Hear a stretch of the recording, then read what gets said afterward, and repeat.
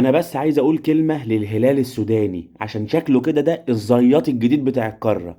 يعني انت مش عارف تكسب سان داونز في ارضك، والاهلي كان يا رب سالب بونت سالب بونت، وانت فين جايب 9000 بونت تقريبا انت وسان داونز وخلصتوا الليلة مع بعضيكوا، ومش عارف تكسب سان داونز في ارضك وجالك بيلن وجبت جون بالصدفة كده يعني بالحظ، يعني سان داونز الله اعلم الدنيا ماشية ازاي، وجالك بيلن وضيعته في الدقيقة الأخيرة، وجاي تاخد الليله من الاهلي هنا في القاهره.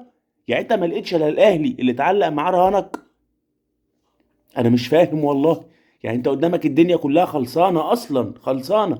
لا، انا هاخد بقى الليله من نادي الاهلي في القاهره، وهتطلع انت بقى كده من هنا. اديك اترقعت ثلاثه بالشفا، رايح تراهن على صعودك قدام النادي الاهلي فين؟ في استاد القاهره. يا اخي ده انا زملكاوي بقول لك ايه، ازاي يعني مش فاهم. تستاهل يا باشا اللي يجرى، تستاهل 3000 مره اللي يجرى. ده انت 8000 بونت انت وصن داونز مخلصين، وهو لسه يا دوبك بيلم في اول بونت في التاني ويصعد عليك. يا تيتي، ما اشوفكش في القاره تاني، ما اشوفكش في القاره تاني.